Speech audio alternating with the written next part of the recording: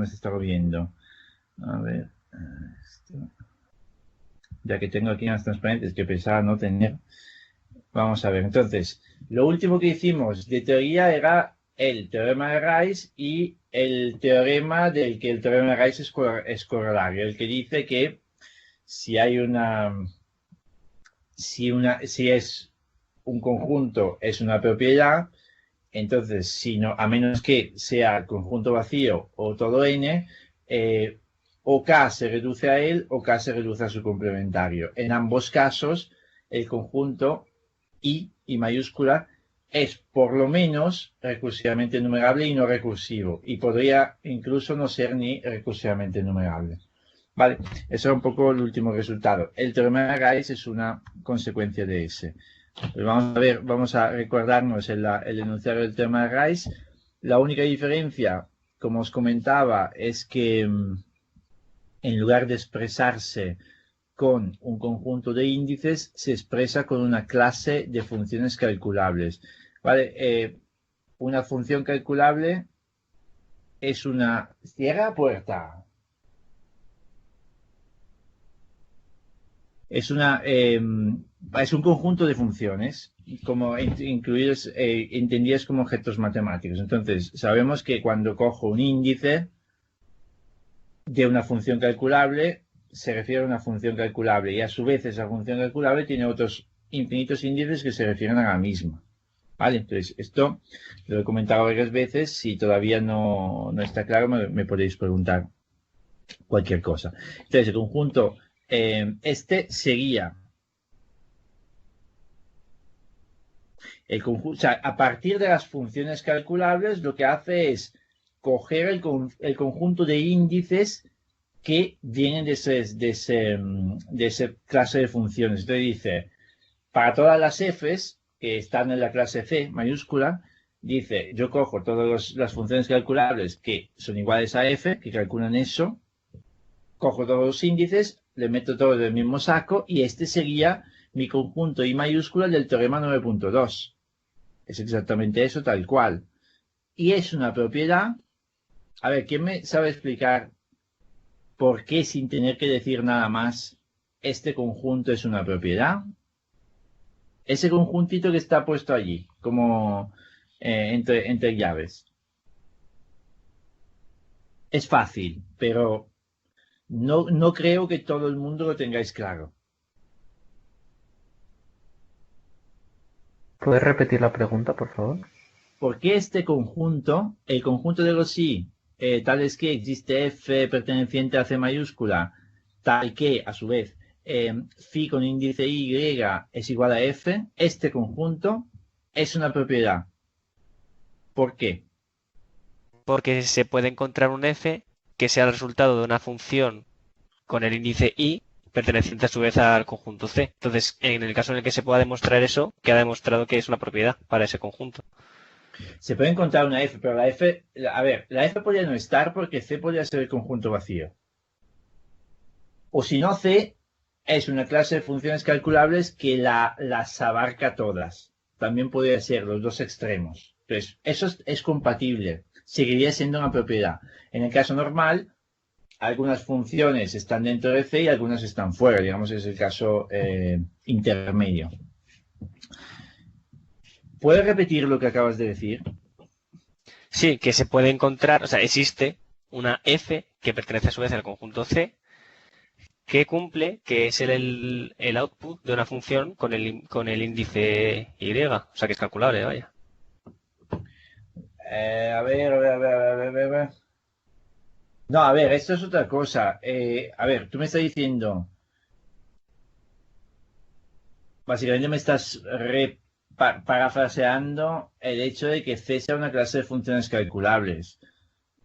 Pero esta es la hipótesis. O sea, esto es que si no fueran funciones calculables, las de C, pues entonces estaríamos hablando de otra cosa. Vale, si me dices, existe una... Bueno, yo creo que haber entendido esto de tu razonamiento. Pero, ¿por qué si yo cojo al azar una serie de números entendidos como índices de funciones calculables, normalmente ese conjunto no es una propiedad? O sea, cojo un subconjunto de n, cualquiera, y digo, estos son los índices de un cierto número de funciones calculables. ¿Vale? De phies. Entonces está el 0, es decir, phi 0, está el 10, es decir, phi 10, está el 45, phi 40, representando a phi 45, y están unos cuantos más. A ver, este conjunto, normalmente, si lo cojo así al azar, no va a ser una propiedad. En cambio, este que tengo aquí escrito, sí es una propiedad por cómo lo estoy construyendo. ¿Quién me sabe decir por qué pasa esto? O sea, simplemente es aplicar la definición de propiedad, no es que sea, no estoy pidiendo nada fuera de lo que ya hemos dicho. Pero estás preguntando que esto es una propiedad porque, además de la definición del conjunto que estás poniendo aquí, está vacío, C es vacío o es todo N o sin eso. No entiendo muy bien la hipótesis. Puede ser, sea vacío este conjunto, sea todo N o sea algo intermedio, por cómo está construido este conjunto es una propiedad. En los casos extremos lo es porque hemos dicho que vacío y N son propiedades. Ojo, que es importante esto. No confundamos como yo defino un conjunto con el conjunto en sí. O sea, definición extensa. O sea, si el conjunto vacío es una propiedad siempre. Da igual que yo lo haya sacado con una fórmula súper compleja o simplemente diciendo que es el conjunto vacío. O sea, una vez que yo haya sacado ese conjunto es una propiedad. N también es una propiedad.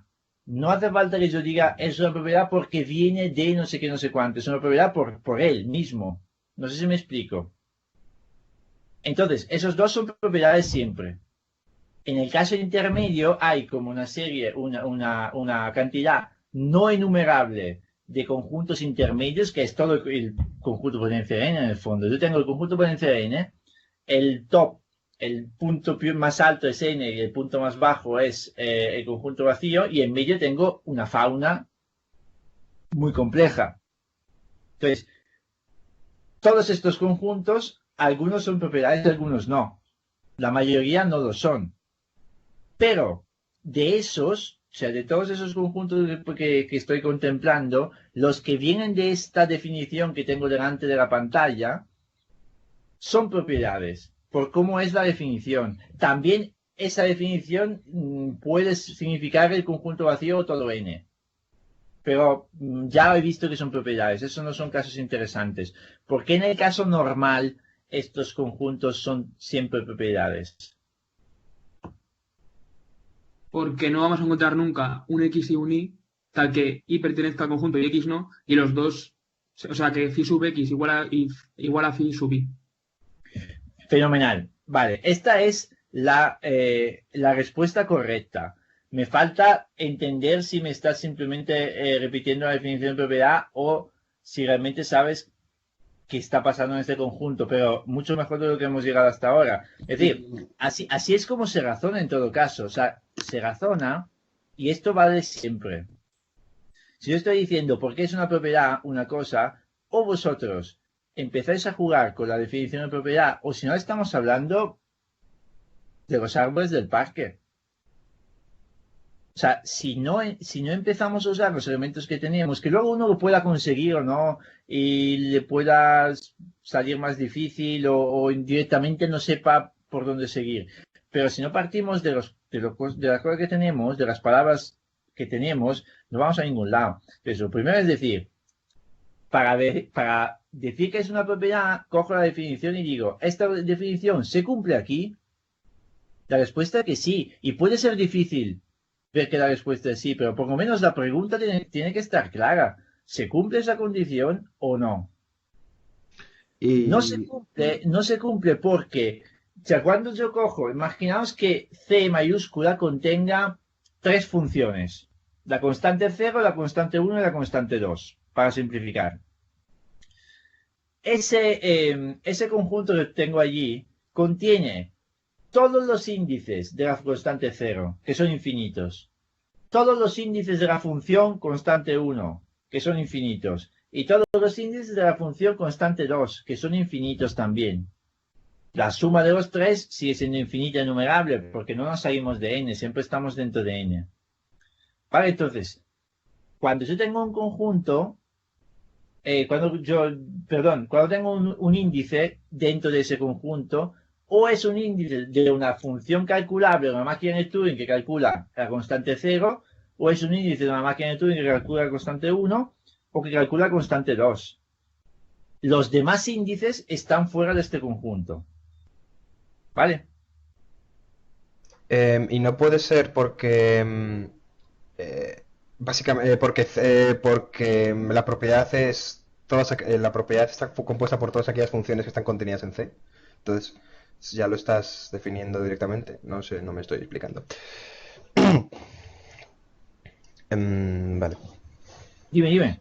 En plan, quiero decir, la propiedad la propiedad que estamos definiendo aquí es aquellas funciones contenidas en C. Entonces, eso ya es una propiedad. Pero ahora, repite esto, que no lo he entendido. Que la propiedad en sí es aquí, lo que caracteriza esas funciones es que están contenidas en C, entonces eso ya es una propiedad. No. A ver, una propiedad es un conjunto de números. Vale, entonces las funciones vienen, o sea, tengo que relacionar los números con funciones, evidentemente. Una propiedad es un conjunto de números. Entonces, la cuestión es, no sabemos la definición de propiedad, si no, no podemos hacer estas cosas. Entonces, la definición de propiedad, o sea, ¿por qué se cumple aquí la definición de propiedad siempre? Porque dice que cada vez que tengo una función en C, una f, en C, cojo todos sus índices y los meto en el saco de este conjunto. No cojo algunos sí, algunos no. Porque dice simplemente que la condición para que I pertenezca al conjunto es simplemente que es el índice de una función calculable que calcula f. Entonces, si f es la función constante 0, tendrá índices 10, 1000, 1.000.000 y unos cuantos más, infinitos más, y todos estos en bloque van a este conjunto. No es que coja el primero de el más pequeño de los índices tales que phi es igual a f. Si cogiera el más pequeño no sería una propiedad, porque estaría razonando sobre quién es el más pequeño de los índices. Aquí está diciendo f Creo es que un entendí lo que autobús. querías decir, a ver. ¿Cómo? Uy, perdón. Estaba que tenía el micrófono abierto sin querer, que creo que ya lo he entendido. Vale, pero es importante, es que me estás diciendo muchas veces que lo había entendido y luego a la primera pregunta os quedáis en blanco. No quiero eso, y no quiero eso de verdad, o sea, no solo por el examen, porque el examen evidentemente es lo que más os importa a vosotros y es justo que sea así, pero vamos a ver si aprendemos algo también. Vale, entonces, no me digáis que sí, si no es que sí. No me digáis que habéis entendido todo. Porque yo estoy aquí más que disponible para volver a repetir unas cosas, pero necesito algo de vuestra parte para poder avanzar un poco en el proceso de aprendizaje, ¿vale? O sea, no hagáis como mis hijos, que estamos todas las mañanas con los deberes del cole de infantil, y a ellos les encanta cuando el deber es ver un vídeo. El vídeo de los instrumentos musicales de cuerda, el vídeo de no sé qué, no sé cuánto. ¿Por qué les encanta ver el vídeo? Primero porque son nativos digitales y les encanta ver vídeos, pero sobre todo porque el vídeo es pasivo. Porque el vídeo es, me pongo 5 minutos, abro la boca, se me queda la boca abierta y la baba que se me sale y ya he hecho mis deberes. Y en cambio cuando les digo, oye, tienes que dibujar, y ya se revuelven porque dibujar es un proceso activo. No te basta con esta galleta en el play. No hagamos nosotros lo mismo también. O sea, que no os dejéis engañar porque escucháis lo mismo muchas veces y ya lo sabéis. No es verdad. ¿Vale? Entonces, todas estas preguntas que son en principio fáciles, pero al final si uno no sabe las definiciones es que no va a ningún lado, ni siquiera la pregunta más fácil. Y todavía tenemos tiempo para afianzarnos un poco en estas cosas. ¿Vale? Entonces, es una propiedad este conjunto porque cada función f del conjunto C es como un autobús al que se salen de golpe todos los índices. Entonces, no distingue entre distintos índices de la misma función, están dentro todos. Entonces, si f son 5 funciones, este conjunto contiene 5 autobuses, infinitos todos, evidentemente. Si f son 20 funciones contendrá 20 autobuses. Si F son 0 funciones, porque es el conjunto vacío, también este será un conjunto vacío, porque hay 0 autobuses para rellenarlo. Lo que iría en contra de la definición de propiedad es que hubiese un autobús a medias que se sube aquí. Mira, es que los pares se suben, los impares no. Eso sería en contradicción de la definición de propiedad. ¿Vale? Ok, entonces, ¿para qué nos sirve esto? O sea, ¿qué significa? Que el teorema de Rice es simplemente un comentario del teorema 9.2, justamente por eso, porque el teorema 9.2 habla de propiedades, el teorema de Rice habla de funciones, de clase de funciones, pero con esto que acabo de decir, que el conjunto que deriva de la clase de funciones es una propiedad, veis que están hablando de lo mismo desde distintos puntos de vista. Vale, por ejemplo, conjunto TOT. Ya hemos visto que se puede demostrar por reducción que este conjunto no es decidible. ¿Vale? Porque hemos visto teorema del parámetro, reducción, y basta el numerito que ponemos arriba es 0, por ejemplo, o cualquier cosa. Nos vale casi cualquier cosa. Es muy fácil, es muy estándar la definición, la demostración por reducción. También se puede demostrar por el teorema de Rice, porque este conjunto cumple con las condiciones. Vale, en realidad, a ver, estoy quizá mezclando dos cosas. Tal y como está escrito este conjunto, en realidad ya está en el lenguaje del teorema 9.2, no del teorema de Rice. Os he dicho, esta ambivalencia. Está ya puesto como conjunto de índices. Entonces, pero vamos, cuando digo teorema de Rice me refiero a cualquiera de los dos teoremas, el que me sirva en este momento. Como aquí ya estoy con el conjunto de I, tales que phi de I es total, estoy ya hablando en los términos del teorema 9.2, ¿vale? Entonces lo que dice allí, digamos, es un pelín, o sea, un pelín abuso de conceptos. Vamos, lo entendéis, creo. Entonces, aquí también, ¿qué condiciones tiene que satisfacer un conjunto para que se le pueda aplicar el teorema de Rice o su hermano 9.2? Debe ser una propiedad. Y esto lo es porque el hecho de ser total es una característica que no depende del índice. O sea, la función con índice 1 es total no por el índice 1, es total por lo que calcula. Si siempre está definida, es total. Si no está definida, no es total. Pero no depende del índice. De hecho, su hermana, phi 150.000, que también calcula la misma función, es total igual. Y da igual que tenga índice 150.000. ¿Vale? Esta es la primera, como os he dicho varias veces. El primer indicio para ver si es una propiedad es cuando juego los índices o no. En este caso no estoy jugando nada con los índices. Estoy diciendo solo, estoy caracterizando los elementos de este conjunto solo con características de lo que calcula la función. Y no de cómo es su índice. ¿Vale? Entonces, es una propiedad por esto. Se trata de dos funciones calculables que calculan lo mismo, evidentemente o son ambas totales, entonces están las dos dentro, o ninguna de las dos lo es, son ambas parciales, entonces las dos están fuera. No se puede dar el caso de que una esté dentro y una esté fuera. ¿Me estáis grabando, por cierto? Sí, estoy yo grabando. Vale, perfecto. Ok, entonces, las siguientes dos cosas son, vamos a ver si, dado que es una propiedad, podría ser todavía decidible si fuera la propiedad de nada, que no contiene nada, o la propiedad que contiene todo. Conjunto vacío N. ¿Vale? Normalmente no pasa, porque un conjunto de estos que estudiamos, evidentemente, no es trivial en ninguna de las dos formas. Pero bueno, hay que hacer la comprobación. En este caso, evidentemente, el conjunto TOT no es ni el todo ni la nada, porque hay funciones totales y funciones que no lo son. Entonces, hay cosas dentro y cosas fuera. Y normalmente es obvio, ¿vale? Para conjuntos de este tipo. ¿Vale? Entonces, dado que hemos averiguado que tiene las tres propiedades, por el teorema de Rice o por el 9.2, dicho de otra forma, este conjunto no es decidible. O sea, no es recursivo. Tampoco es recursivamente enumerable, aunque no lo estamos ahora mismo demostrando. ¿Vale? Pero tampoco lo es.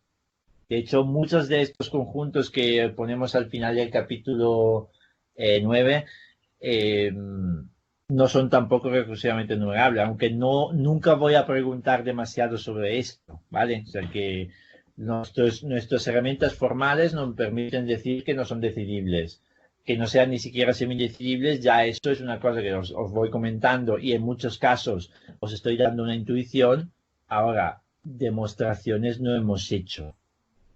Se podría reducir K complementario a esto, pero ya es una cosa que no hemos hecho nunca. Entonces no lo vamos a hacer, ¿vale? Por eso, digo que muchos de estos conjuntos son demasiado difíciles para poder ser semidecididos. A ver. Ejercicio 9.21. No sé si está en alguna tarea o no, pero como lo tengo aquí, lo vamos a hacer, lo vamos a discutir. Dice, decir si es verdadera la siguiente afirmación. Si un conjunto de índices no cumple las condiciones del teorema de Rice, entonces es decidible. Vale. Evidentemente ahí ya está la solución. No sé por qué no he puesto al menos un poquito de misterio sin enseñar la solución. Pero, ¿qué significa eso? Porque, y esto parece, una vez que uno vea la solución, a lo mejor dice, bueno, era fácil. No es fácil. Porque hay que, primero, entender la afirmación. Y segundo, de cada pieza, cada parte de la afirmación, ver de qué estoy hablando. Y no es sencillo. Vale, entonces, nosotros sabemos que si un conjunto de índices cumple las condiciones, entonces no es decidible. Voy a intentar poner un poco en forma gráfica esto.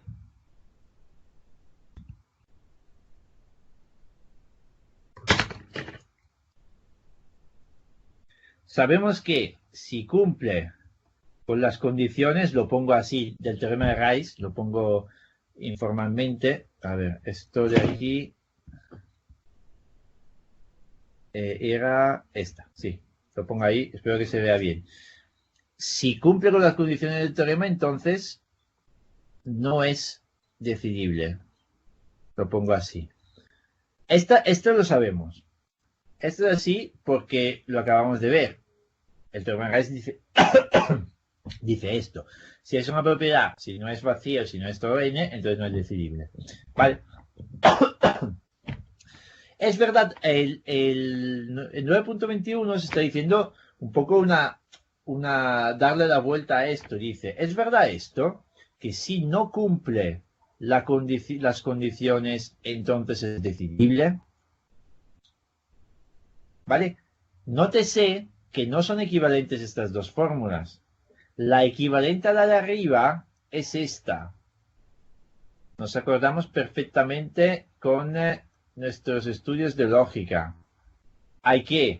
Para hacer la equivalencia, hay que quitar la negación de aquí, poner una negación aquí, pero también cambiar la dirección de la flecha, no como esta de abajo, sino como esta. Entonces, estas dos son equivalentes. Y son verdaderas. ¿Vale? Si un conjunto es decidible, quiere decir que no cumplía con las condiciones del teorema de Rice. ¿Vale? Es como decir, si un triángulo no tiene la relación a al cuadrado más b al cuadrado igual a c al cuadrado, es que no cumple, o sea, es porque no cumple las condiciones del teorema de Pitágoras. Si no, no podría ser así. Debería ser al cuadrado más igual a c al cuadrado. ¿Vale? Eso es un poco dos cosas distintas. Pero esta es totalmente distinta. Dice, cualquier conjunto que no cumpla con las condiciones del teorema de Rice es decidible. Esta cosa es falsa. Vale. Por lo que dice allí. A ver, podría no cumplir las condiciones porque es el conjunto vacío. Entonces es verdad que esto se da. que es decidible. Podría no cumplirlas porque es todo n, también sería decidible en este caso, pero podría no cumplir las condiciones porque no es una propiedad. ¿Vale? Que es lo más importante, lo más relevante aquí. Que si no es una propiedad, podría perfectamente ser indecidible. Y hay un ejemplo que pone ahí, realmente hemos visto varias propiedades así. Y muchos ejercicios del que yo os pillo la definición por reducción no son propiedades, la mayoría de esos. ¿Vale? No me lanzo en decir que casi todos, no, si no me acuerdo, pero si yo os pillo la definición por la demostración por reducción, no me fijo en si son propiedades o no. Normalmente sale que no lo son. Porque mezclan, el índice aparece abajo, aparece arriba, o sea, normalmente eso es un indicio de que no son propiedades. Podrían serlo, pero normalmente no lo son. Aquí os pone un ejemplo de sacarla de una forma sistemática, este conjunto. Entonces, si cojo una propiedad B indecidible, y las hay, ¿vale? Hay propiedades indecidibles. Ok, la que he visto, tot, por ejemplo. Cojo, lo acabamos de ver, es una propiedad indecidible, el conjunto tot.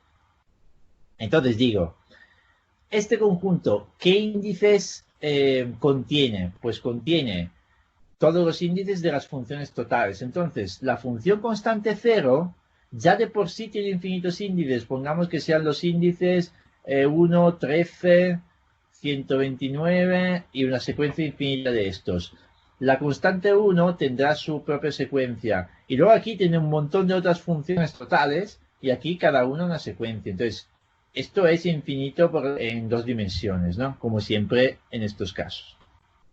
Ahora, esta es una propiedad. Si yo le quito a cada una de estas filas de la tabla infinita, si le quito el primer elemento, decido que esto me lo cargo. Solo el primero. ¿Vale? El conjunto que me queda es, en lugar de tener 0, 13, 129, solo tiene 13, 129 y los siguientes. Entonces es un conjunto que sigue siendo infinito, evidentemente, sin ninguna duda. Y sigue siendo indecidible. Porque que me hayas quitado un índice, yo siempre tendré que hacer cuenta con un número infinito de cosas. Entonces, si no voy a poder decidir todo, tampoco voy a poder decidir esto porque me lo pongas un pelín más fácil. No. ¿Vale? De hecho, el procedimiento de decidir este nuevo conjunto que llamamos de tot prima, este nuevo conjunto para decidirlo, ni siquiera sabría decir cuáles son estos índices. No sé cuáles son. ¿Vale? Sé que ha sido construido de esta forma. ¿Vale? Entonces, sigue siendo un conjunto imposible de decidir. Pero no es una propiedad. No es una propiedad porque al haber quitado estos, yo tengo ejemplos, por ejemplo aquí el mismo 0 y 13, estos dos índices son índices de la misma función, constante 0, uno está dentro del conjunto de tot prima y otro está fuera del conjunto, porque lo acabo de quitar. Por eso no es una propiedad. Tot lo es. Tot prima no lo es. Pero sigue siendo indecidible igual que tot. ¿Vale? Sí. De verdad, si hemos entendido esto, toda esta parte la tenemos. Lo que dudo es que todo el mundo lo esté entendiendo. Y por eso necesito que esté ahí. Lo que no he entendido muy bien es la última parte cuando dices que tot no es decidible. Tot no es decidible, pero según el teorema de Rice, toda propiedad es decidible. No. Léete el teorema de Rice, dice toda propiedad es indecidible. Ojo. Bueno. Ojo, es al revés. Todas las propiedades son indecidibles. Toda propiedad que cumpla con que no sea ni el conjunto vacío ni n, todo es n. Decidible, ojo, que es lo contrario, ¿eh? Vale, perdona. Sí. No dudes. O sea, si quieres te lo repito, pero no dudes eso. O sea, el teorema de Rice es un resultado de indecidibilidad. O sea, te está pintando las cosas feas, por decirlo de otra forma. Sí. Vale, eso es importante, ¿eh? Entonces, ¿qué sucede? ¿Quién me sabe decir? A ver, ahora hacemos otra cosa. Un conjunto de los famosos, de los que hemos visto, ¿vale? De los que hemos visto, que es indecidible y no es una propiedad. Igual que Todd Prima. Todd Prima es indecidible, pero no es una propiedad. ¿Qué otro conjunto de los muy conocidos es indecidible, pero no es una propiedad? Os diría el más fácil de todos, o sea, el más familiar de todos.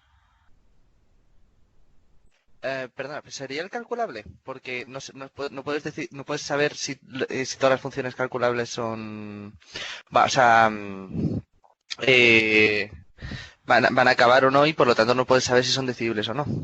O sea, ese conjunto como tal, no sé si pertenece o no a ese conjunto. Pero el conjunto de las funciones, de los índices de funciones calculables, ¿cuál es? El N. conjunto de los índices de las funciones calculables, ¿qué conjunto es? N, ¿no? N. Entonces N sí es que es decidible. Entonces, vale. Ojo que N es decidible. A ver, repito lo obvio, pero es importante. N es decidible porque el procedimiento para decidirlo es decir siempre sí. Vale. ¿Vale? Es que es tonto, o sea, es una demostración muy tonta, pero es así. Al igual que el conjunto vacío es decidible porque basta decir siempre que no y tengo mi procedimiento de decisión. ¿Vale? Vale. ¿Qué otro conjunto tenemos así que es indecidible y que no es una propiedad y que hemos visto muchas veces? Por lo tanto, no se puede demostrar su indecidibilidad con el teorema de Rice. Por muchas razones, pero por este en concreto. ¿El conjunto K? K, perfecto, grande, o sea, me alegra mucho. El conjunto K, ¿por qué K no es una propiedad? Porque, a ver, primero nos levanta una sospecha el hecho de que, de la definición de K. ¿Vale? K es el conjunto de los X tales que pasa esto, donde este es el símbolo que usamos para decir que termina o que está definida. Lo que nos levanta la sospecha es que la misma X aparezca como índice y como input. Y esto hemos dicho que es el típico testigo que nos dice, oye, aquí algo está pasando, que probablemente no va a ser una propiedad, porque la X de abajo la estoy usando como sintaxis y la X de arriba la estoy usando como semántica. Vale, y cuando mezclo eso normalmente no es una propiedad. A ver, tendríamos que verlo bien. Vamos a ver por qué no es una propiedad en cierto sentido. Es porque imaginamos que tenemos dos funciones parciales. 10. Supongamos que tengamos dos funciones parciales que están definidas a veces y no definidas en otro sitio. O sea, en principio, aquí lo que va a pasar es que si phi, es una función f, ¿vale? F que es igual a cada una de las dos, es la misma función, ¿vale? Si me pasa esto, que f de 10 está definida y f de 123 no está definida, no termina, no está definida, ¿vale? ¿Qué sucede aquí? Que phi 10 sobre su propio input está definida, phi 10 sobre 123 no está definida, phi 123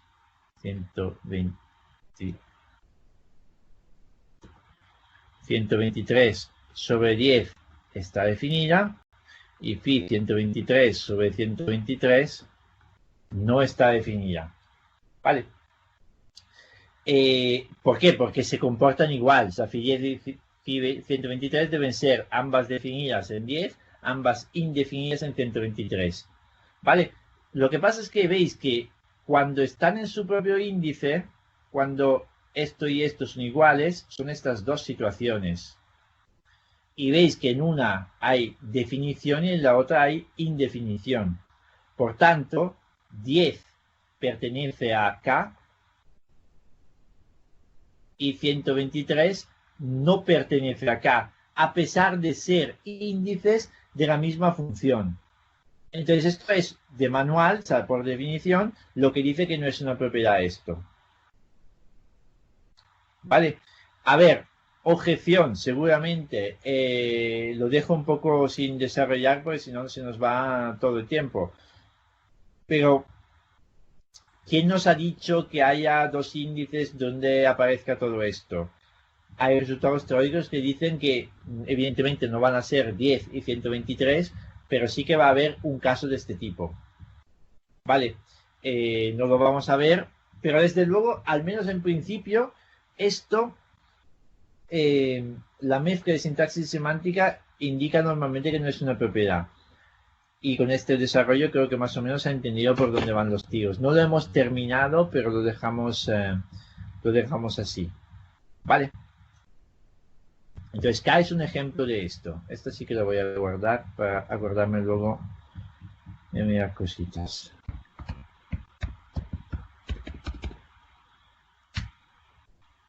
Ok. Entonces, la afirmación es falsa del ejercicio 921. Por eso, porque podemos tener un conjunto que es indefinible, pero no es una propiedad.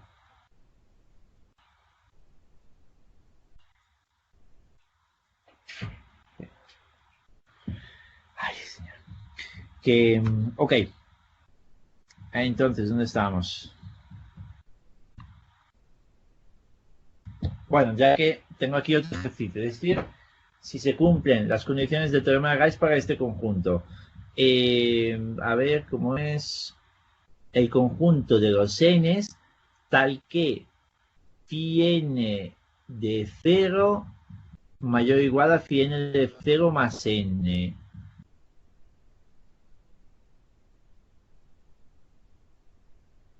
A ver. Phi n de 0 más n. Vale. Wow.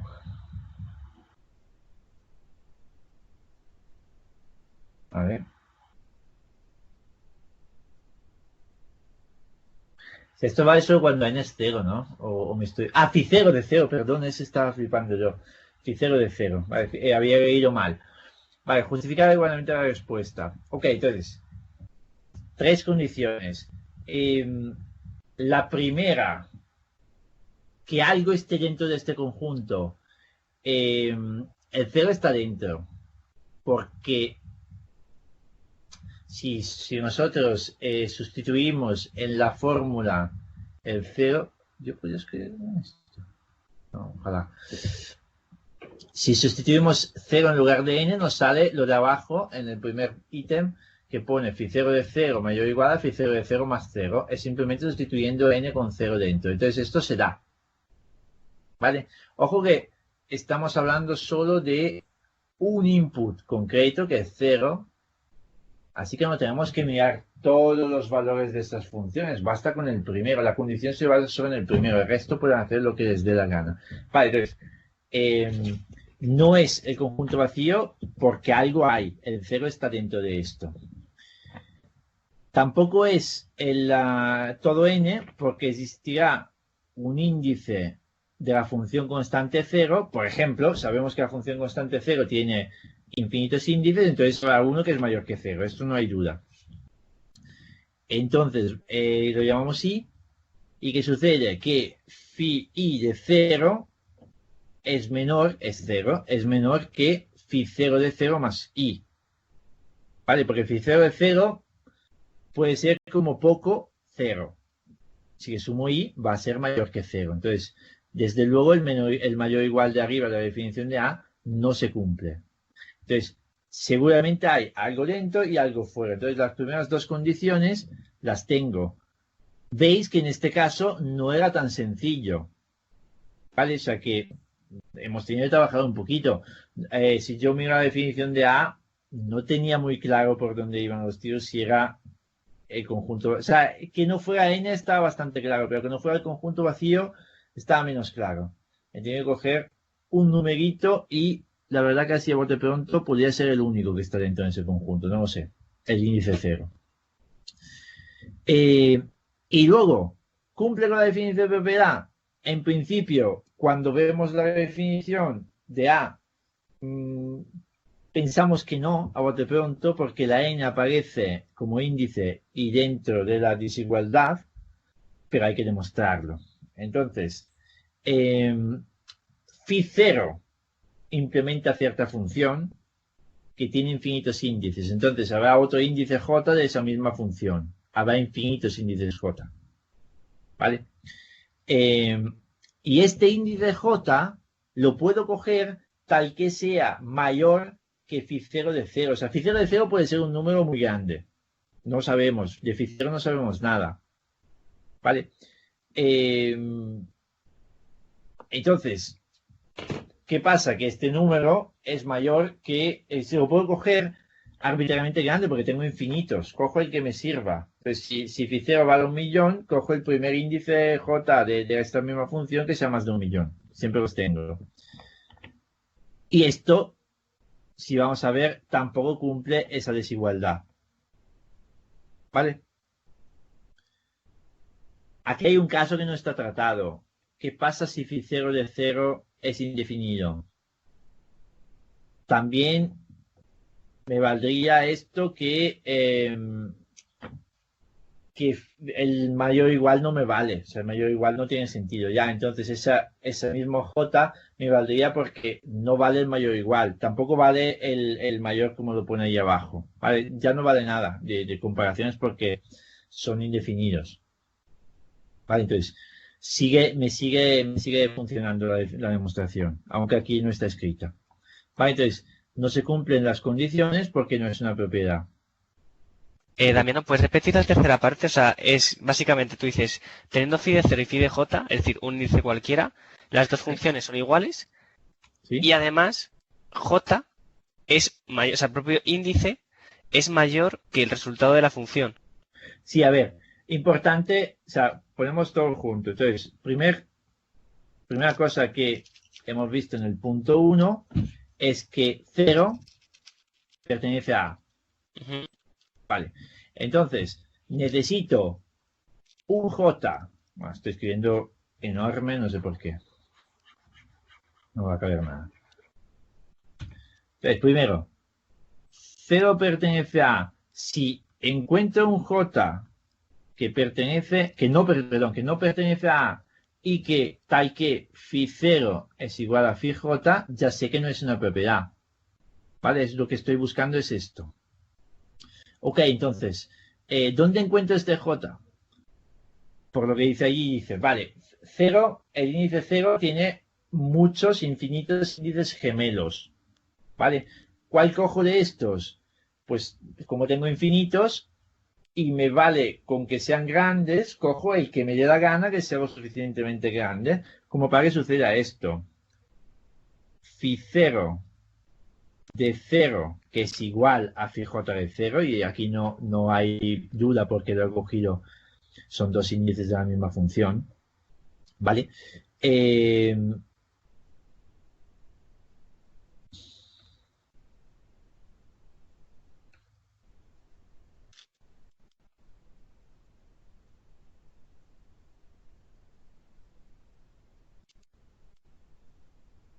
A ver, 0 más j.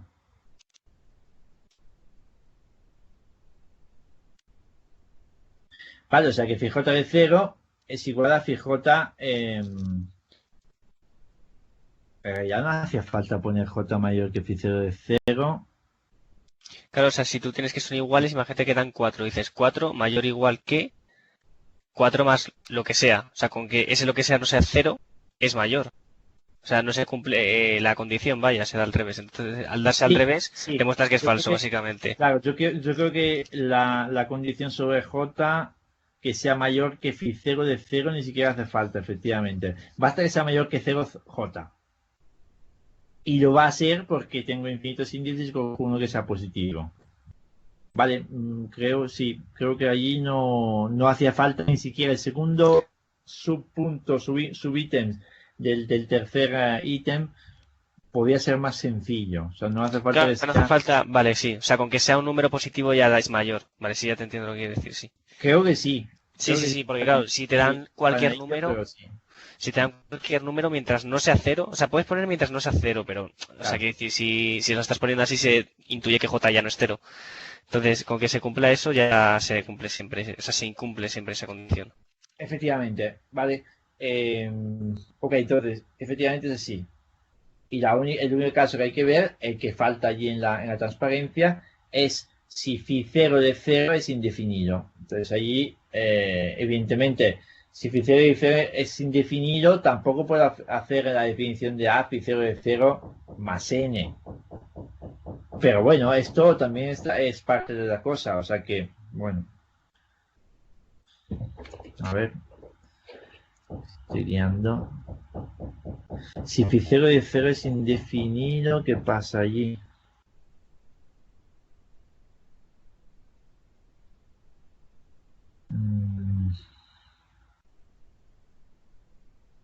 Sí, la definición se queda un poco corta. Me entra una duda de que si esto se puede hacer cuando phi0 de 0 es indefinido. A ver.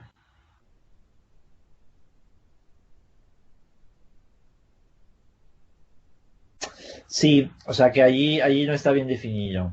Porque no está bien definido A, digo. Porque ¿qué hacemos con 0 en el caso que phi0 de 0 sean indefinidos? ¿El índice pertenecería a A o no? Depende de cómo definimos el mayor o igual.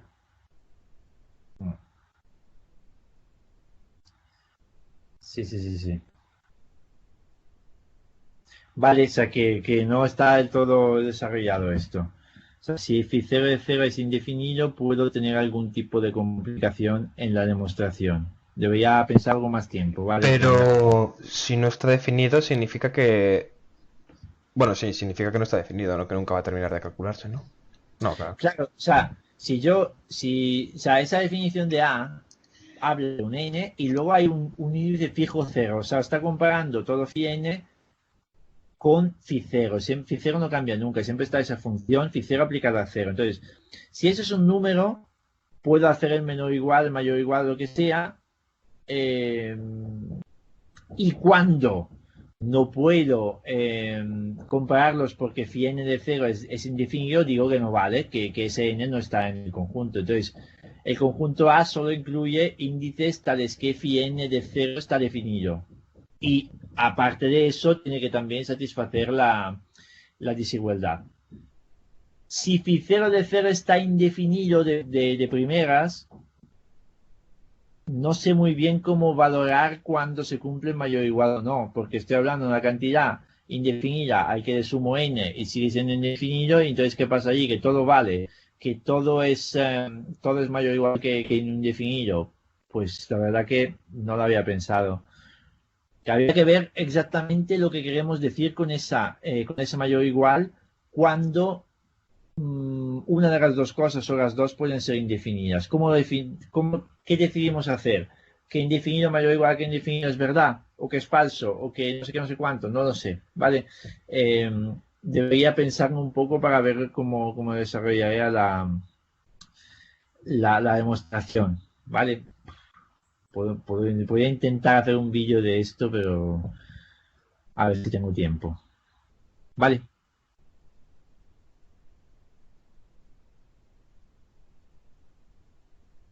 Vale, el resto de las transparencias estas son más bien para resumirlo todo. Entonces, hemos visto que cualquier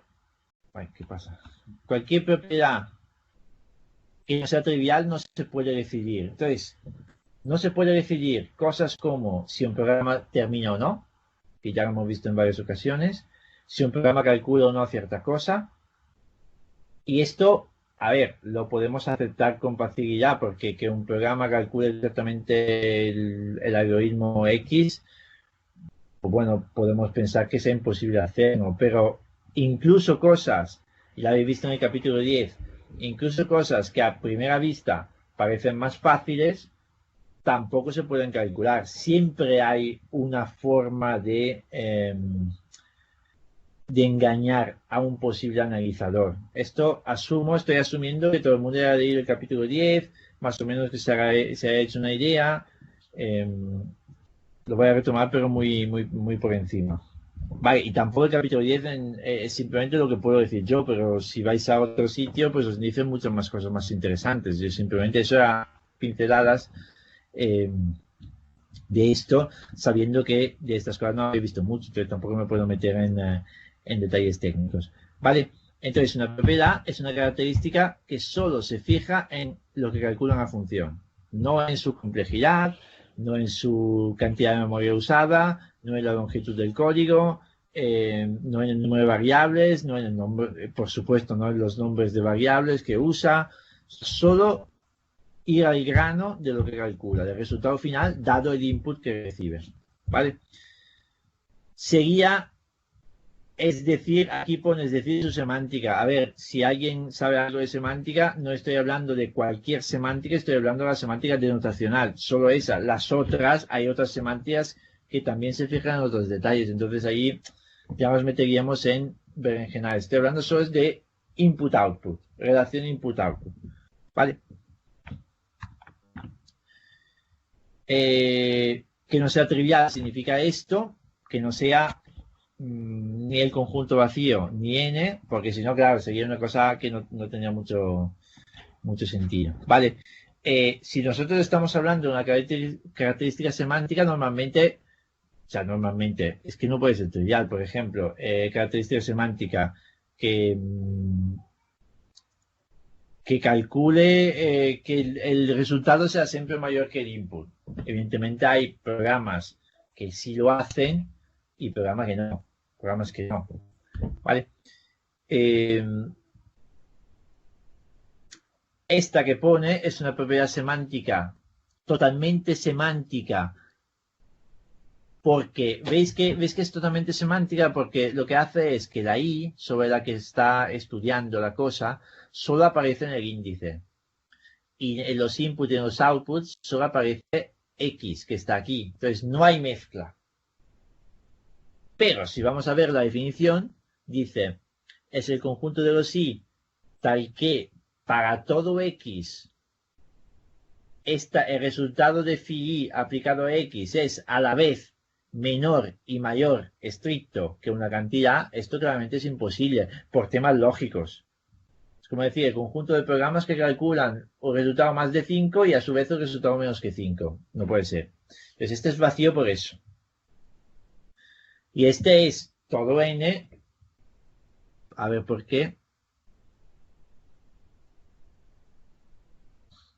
Porque evidentemente si estoy hablando de funciones de n a n, está claro que dice, si cada vez que termina esa función sobre su propio índice es mayor o igual a 0, entonces pertenece a ese conjunto. Está claro que todos los índices satisfacen esto, porque o no termina la función allí, o cuando termina es mayor o igual a 0, no puede ser números negativos. Entonces es una tautología, en cierto sentido, en el contexto en el que estamos nosotros.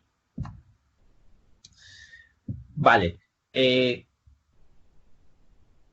Cuando decimos, como acabo de decir, característica semántica, me refiero a la relación input-output. O sea, decir si dado un input devuelve cierto output. Esto, como habéis visto en el capítulo 10, no es solo que dado 3 me da 5, dado 5 me da 12, dado 12 me da no sé qué, no sé cuánto. Aquí es simplemente que puede calcular algo, alguna clase de funciones, no solo una, que pueda tener propiedades que no son tan específicas como calcular una función. Podría decir que termine o no, que es bastante más abstracta como propiedad. O sea, dentro de los programas que terminan, los hay de un tipo, los hay de otros. Los estoy metiendo todos en el mismo cajón de los que terminan. Estoy dividiendo todos los programas en dos categorías, los que terminan y los que no. Vale, esto es lo que me refiero cuando digo característica semántica, que estoy dividiendo los programas en algunos que cumplen una condición y otros que no la cumplen. ¿Vale? Aún así, aunque esté haciendo esta simplificación, esta discriminación no es posible hacerla en el caso general. ¿Vale? Y otros ejemplos que estaban también en el libro, que estos no son tanto, o sea, al menos a primera vista, aunque se puede reducir a un comportamiento input-output, no lo son porque se refieren a comportamientos que acontecen durante la ejecución. ¿Vale? Lo puedo reducir a input-output, no estoy haciendo ninguna trampa, pero es verdad que yo cojo mi programa Java y cuando veo una división por 0, no pienso que ese será el output del programa, pienso que hay un error durante la ejecución, que el programa no ha terminado, ¿vale? Pero pensad en un valor especial cuando un programa hace una división por 0, que la ejecución termine con un valor especial de output, que podría ser division by zero, la excepción de Java o lo que sea, ¿no? Entonces, si lo pensamos de esta forma, que parece un poco artificial, pero se puede hacer sin demasiada complicación en estos entornos de técnicas. Entonces, la propiedad semántica, ¿cuál es? Que el programa o termina con un valor que no sea este valor especial o termina con un valor que sea este valor especial. Es decir, tiene o no una división por 0 en su interior. ¿Vale? Entonces, lo he reducido a un comportamiento input-output, aunque a primera vista no lo es. Lo mismo con la null pointer exception. Ahí también puedo pensar que el valor final de un programa que se planta por esa razón es esa excepción. Entonces, es como un valor más de lo que pone, ¿vale? Evidentemente nosotros siempre hablamos, en todo el curso hemos hablado de funciones de n a n, de naturales a naturales. Si pasamos a hablar de programas de verdad, evidentemente las cosas son mucho más complejas, es decir, tendré estructura de datos, tendré excepciones, tendré una cantidad de cosas que antes no tenía. Conceptualmente no cambia nada, pero hay que considerar una serie de detalles que nosotros no consideramos nunca, ¿vale? Y otras cosas que se podría plantear es también para un programa concurrente que no se quede un hilo de ejecución esperando al otro y viceversa, por ejemplo, y cosas que hemos visto allí, que una parte del código pueda ser quitada porque nunca se ejecuta. Todas estas propiedades son, de cierto modo, cosas que se refieren al comportamiento. ¿Vale? No hay ninguna herramienta que en estos casos pueda decir sí o no, dependiendo de si el programa tiene la característica deseada o no. ¿Vale? No es posible hacer esto. No es posible evitar tanto falsos positivos o falsos negativos. Con respecto a los falsos positivos, habéis visto las noticias del periódico de ayer o de esta mañana, no me acuerdo, que ponía que el test del coronavirus que compraron aquí en Madrid, en la Comunidad de Madrid me parece, tiene 1/3 de falsos positivos. Estamos hablando de lo mismo, ¿vale? ¿Qué decir 1/3 de falsos positivos? No, era así. No 1/3 de falsos positivos, era 1/3 de los positivos son falsos. Es decir, si te dice que tienes el virus, tienes un 33% de posibilidades de que no lo tengas y un 66% de que lo tienes. Vale, entonces, ahí está el error del test, que es ineliminable evidentemente. En este caso parece grande, no lo sé, no tengo ni idea de cómo debería ser en el mundo ideal, pero por eso, por decir, ¿no? Y probablemente, me imagino yo, que estos tests también tendrán falsos negativos, es decir, que es muy posible que gente que ha dado negativo en realidad lo tenga. De hecho, cuando sales del hospital después de haber pasado el coronavirus, creo que te hacen, para darte de alta del todo, tienes que dar 2 negativos, no 1. ¿Por qué? Porque entre que el cuerpo va cambiando y tal, y entre que el test tiene su margen de error, pues tiene más seguridad en ese sentido. Vale, era para relacionarnos con lo que está pasando a nuestro alrededor en estos días.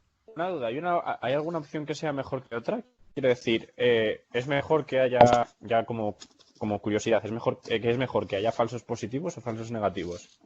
Es totalmente dependiente del programa que estás estudiando. Es decir, Imagínate, a ver, algún ejemplo por así, pero imaginaos el típico test que temido por muchas personas que en la vida normal, no en estos tiempos revueltos, test de embarazo. A ver, ¿es mejor un falso positivo o un falso negativo? Depende de esta persona, de la chica que lo está haciendo, depende si quiere quedarse embarazada, si no quiere, si tiene miedo a hacerlo, si está deseando hace tiempo. O sea, ahí es dependiendo de... Yo prefiero darme un susto pensando que estoy embarazada cuando no estaba en mis planes y luego volver atrás, o prefiero que entristecerme porque llevo 2 años intentando quedarme y me dan un test negativo y a lo mejor luego me llevo la sorpresa que ya tal. Depende un poco de eso. A ver, volviendo a un programa más informático. Eh, si yo estoy desarrollando un programa crítico, un sistema crítico para seguridad o para ciertas cosas, evidentemente lo que yo quiero evitar son los falsos negativos, que son excesos de confianza, es decir, me están dando por bueno un programa que no lo es. Igual que el test de calidad de una empresa, si una empresa que haga bien los test de calidad, en principio debería evitar falsos negativos, porque, a ver, yo por ejemplo estoy produciendo bombillas, yo qué sé, y hay un departamento de mi empresa que hace un test de calidad, es decir, que hace ciertas pruebas a las bombillas que le pasan por las manos. ¿Qué pasa allí? Que si es una empresa que mira la calidad, no una empresa de gran distribución y eso, imaginaos una empresa que tiene una reputación, no sé qué, no sé cuánto. ¿Qué es lo que hacen? Que si el test no vale, si el test que está haciendo no vale, descartan el producto. A lo mejor el producto va bien, pero ellos prefieren cuidarse en salud, prefieren no tener que le devuelvan el producto porque no funciona bien. ¿Vale? Normalmente una empresa normal no hace así. Una empresa normal dice, tengo un paquete de 100, o sea, una caja de 100 cosas, pruebo una, y si vale esa, entiendo que el lote está bien y los vendo. Eso sí que puede generar falsos negativos, porque yo he probado una y no 100. Las demás 99 podrían estar mal. Estoy haciendo una hipótesis sobre que si han sido producidas el mismo día con las mismas condiciones, en principio deberían estar bien. Depende un poco del tipo de programa que estoy haciendo, ¿vale? Tener falsos negativos muchas veces es inevitable porque si quiero producir a unos costes baratos, pues tengo que hacerlo. Igual que nosotros cuando desarrollamos, lo que hacemos que cuando yo estoy ya vendiendo mi programa, el programa no es perfecto y lo sé. Hay falsos negativos en el sentido que estoy vendiendo como si estuviera bien un programa que no lo está. Pero claro, es que no puedo estar testeando el programa 6 años para antes de sacar la producción. Vale, el coste de que mi programa no funcione bien es bastante limitado. La gente a lo mejor se cabrea un poco, pero no pasa nada. Y como mucho hago mi patch y a los 2 meses tengo la nueva versión. Vale. Pero si estoy gestionando un hospital o un banco, entendéis que el coste de un falso negativo puede ser bastante más grande porque me atacan por ahí y me funden. O la gente muere porque pasa algo en el sistema del hospital. Tienen muchos más mecanismos. En el hospital probablemente tendrán el sistema duplicado o con mecanismos de seguridad de otro tipo para evitar esto. Pero las cosas suceden y los días los tenemos. Pero, bueno, depende un poco de eso. Yo entiendo que depende de la definición que le des en momento respecto al programa que tú estés tratando, lo que hace que sea mejor una cosa u otra. Claro. Depende de lo que tú quieres, depende de lo que tú quieres evitar. ¿Quieres evitar fiarte de una cosa que no es buena? Normalmente sí, yo diría. Sí, sobre todo si es un sistema crítico. Quiero tenerlo todo amarrado. Pero también hay gente que dice, yo no quiero tirar una cosa cuando a lo mejor es buena. Porque quiero sacarla a la venta igual y a lo mejor me devuelven algunas porque son defectuosas. Pero si estoy hablando del producto de la tienda del barrio que cuesta 0,50 y que tú no terminas de entender por qué cuesta tan poco, evidentemente ahí el control de calidad, a ver, no será muy bueno. Y saben que la gente que coge eso y no le funciona, dice, he gastado 50 céntimos, probablemente lo tiro a la basura y compro otro. Vale, no pasa nada, no es un sistema crítico. En cambio, si estás comprando un producto que se supone que funciona bien, dice, oye, te cabreas un poquito más si no funciona eso. ¿Vale? Totalmente dependiente de cómo planteamos el problema. La investigación que está detrás de todo esto, relacionadas con el análisis de programas, con la informática, normalmente lo que se intenta evitar son los falsos negativos, porque la perspectiva es esa, pero no es, perdón, falsos positivos. Los falsos negativos, sí, me estoy liando. O sea, queremos evitar que el programa pueda posiblemente comportarse mal. Preferimos descartar un programa bueno que aceptar un programa malo. Como planteamiento teórico, ¿eh? Pero luego en la realidad no se cumple. En la realidad yo sigo sacando a producción porque el teorema de Rice nos impide hacerlo de una forma sistemática. Entonces yo a lo mejor con estas técnicas de las que veremos pequeñas pinceladas, puedo verificar programas muy pequeños o partes de programas y el resto me tengo que fiar otra vez de que haya desarrollado la API. Entonces, seguridad en general no tengo, desde luego. Puedo tener seguridad sobre ciertas piezas, eso sí, que tampoco está mal. Vale. Entonces, lo que podemos hacer es, básicamente, construir un analizador que sin ejecutar aquí, esto pone las dos cosas, un análisis dinámico, ejecuto, veo si funciona bien, lo pruebo 4 veces, lo pruebo 100 veces, lo pruebo 1000 veces, intentando que las pruebas sean representativas. Con que las pruebas vayan bien, yo me quedo tranquilo. Esto es lo que hace el control de calidad, igual que cualquier empresa que produce cosas. Hace algunas pruebas, tiene ahí un protocolo establecido y con eso se quedan tranquilos y lo venden, ¿vale? Obviamente no se puede cubrir todos los casos, entre otras cosas el paso del tiempo, que también uno dice, yo hago el test de un coche no lo puedo hacer durante 10 años pensando en cómo se desgastan las piezas. Esas son todas las estimaciones que yo tengo. En realidad, yo le vendo al cliente un coche nuevo y luego ya pase lo que pase, se oxida, pues ya no es culpa mía. O sea, hay muchas variantes. Entonces, ese es el análisis dinámico. El análisis estático, que es lo que está más relacionado con esto, es estudia el código de B, código fuente o código medio compilado, puede ser Java Bytecode, que no es ni compilado, o sea, es medio compilado y medio tal. Todavía está lejos del código de máquina, ¿no?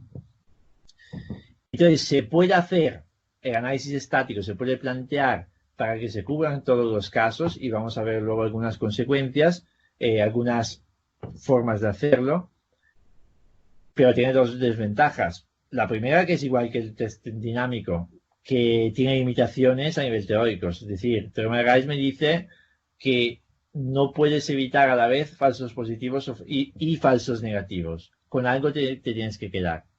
Porque las propiedades que a ti te interesan son indecidibles. Así que no hay forma de salir de eso. Y luego la otra cosa es que implementar un analizador estático es bastante más complicado que implementar un analizador dinámico, que simplemente es una batería de test. Hay mucha teoría detrás también, pero digamos que si a mí me piden testear un programa y tengo media hora, algo puedo hacer. Si me dicen analizar estáticamente un programa y tengo media hora, ni empiezo, o sea, no sé ni por dónde empezar, ¿vale? Necesito mucho más tiempo. Vale, eso es un poco la cuestión. Vale,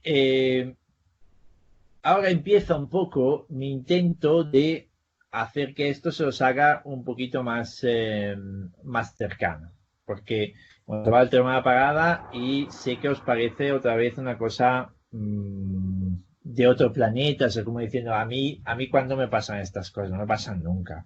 Vale, entonces, bueno, primera observación, un código como este. Imaginaos que el código que yo estoy analizando sea solo este bucle, con, en lugar de puntitos, alguna parte del código.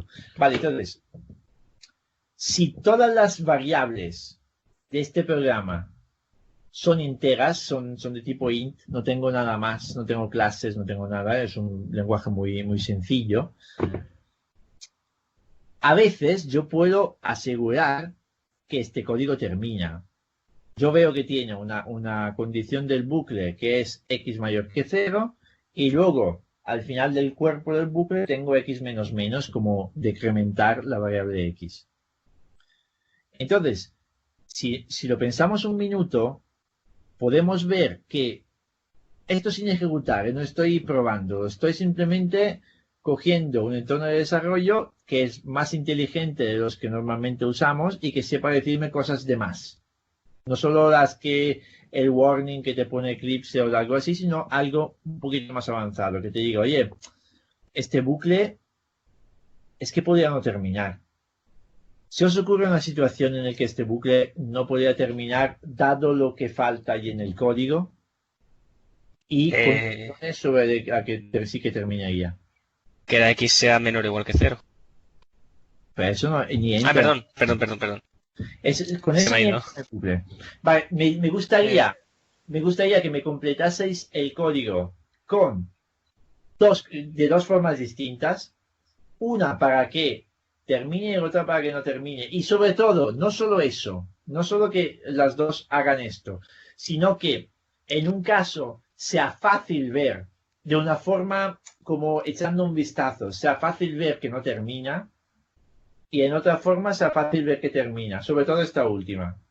¿Y se puede suponer código que haya dentro del while, aunque sea muy simple? O sea, algo que pueda hacer cualquier cosa que sea muy simple de ver. Hacer un x más más. Si haces Eso es lo que iba a decir yo.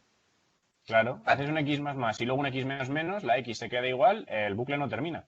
Perfecto. Eso es un ejemplo, ¿vale? A ver, y otro ejemplo que es todavía más tonto, pero a ver, ¿a dónde quiero llegar? No me es fácil decir estas cosas sin decirlas yo y para que lo digáis vosotros. Este es perfecto, ¿vale? Ese es para que no termine. ¿Qué quieres? ¿Un ejemplo para que termine? Sí. Un print X. No modificar la X. Fenomenal, eso es la cosa. A ver, o sea, si imaginaos, poneos vosotros desde el punto de vista de un analizador que es mi ayudante. Yo tengo un ayudante virtual, un ayudante automático, que cada vez que estoy programando, está enchufado en Eclipse, por ejemplo, me va detectando cosas así. Vale, a veces me dice, oye, que este bucle a lo mejor no termina. ¿Lo sabes? ¿Lo estás haciendo aposta o quieres que lo arreglemos? Eso es lo que se le pide a un analizador normalmente, ¿no? Entonces, o sea, ¿qué condiciones, por ejemplo? Estamos hablando de ejemplos así. ¿Con qué condiciones mi ayudante se quedaría tranquilo acerca de la terminación de este bucle? ¿Lo habéis dicho? Lo habéis dicho ya. O sea, una condición suficiente para que termine es que no haya más intervención sobre X. ¿Vale? O sea, que si lo que está en lugar de los puntitos habla de otra cosa, yo ya me quedo tranquilo. O sea, ese bucle termina seguro. Si queremos ir un poquito más, hilar un poquito más fino, podríamos decir, no me hace falta que no mencione nunca X. Lo importante es que no lo modifique. O sea, que si yo ahí pongo println X, estoy mencionando X, pero no lo estoy modificando. Entonces, en ese caso, también tendría la seguridad de que termine este bucle. ¿Condicionado a qué? Condicionado a que yo conozca lo suficiente el println para saber que no modifica X. Que creo que no lo modifica. Es decir, yo no sé cuándo está implementado dentro, pero no necesito modificarlo. Pero imaginaos que estoy usando una API y sin darme cuenta estoy usando una API que modifica mi variable. Depende del lenguaje, no sé. Estoy solo hablando así. Ya, pero si le restas en vez de sumarle, también va a acabar. Claro. Efectivamente. Totalmente cierto. Es decir, o sea, nos estamos acercando un poco y viendo un poco las cosas. A ver, entonces... si yo en cambio allí pongo otro x menos menos, efectivamente, por ejemplo, 2x menos menos, uno dice, esto sí que termina, evidentemente, termina incluso más rápido que antes. Entonces, ¿qué pasa? Que mi ayudante ya empieza a no verlo tan claro. Dice, a ver, aquí hay una modificación de X. Y si el ayudante es bastante inteligente para darse cuenta de que es otra modificación que va en la misma dirección, vale, pero en el caso general, yo no puedo dedicar tanto tiempo para hilar tan fino. Entonces, en el caso general, probablemente me dirá, tu programa está en riesgo de no terminar, porque veo que hay una modificación de X que es sospechosa. Te lo dejaría así. A eso me refiero cuando hablo de que no se puede evitar falsos negativos o falsos positivos. Ese es un falso positivo, perdón. Es un falso positivo porque te levanta la alarma, pero la alarma no tenía razón de ser levantada. Pero claro, ¿cómo puedo hacer yo, cómo puedo hilar tan fino como analizador para saber que eso es un X menos menos? Que sigue siendo un ejemplo fácil, ¿vale? X menos menos, uno puede decir, sí, es obvio. Pero pongamos que ahí haya una función súper compleja que modifica X y que al final siempre lo modifica a la baja. ¿Quién se mete en esa función para estar seguro de que siempre modifica a la baja eso? En el caso general, no se puede hacer. Por el teorema de Rice. Porque me podía meter ahí a estudiarla, pero no podía nunca decidir si esa función cumple con que decrementa su input siempre o no. ¿Vale? Estamos en esto, ¿vale? Entiendo que a veces se pierde un poco el norte con estas cosas, pero es así, ¿vale? Ahí tengo un ejemplo de este tipo. A ver, ¿dónde está? ¿Por qué te hacía? Este. El otro día creo que os hablé, mencioné una competición que se hace entre grupos de investigación, que se llama Termination Competition, muy, muy imaginativo el nombre. Se hace cada año y participan grupos de investigación de varias universidades y lo que hacen es, cada uno tiene su propio analizador de terminación. Están divididos por categorías. A ver, voy a poner la homepage para que se vea cómo es.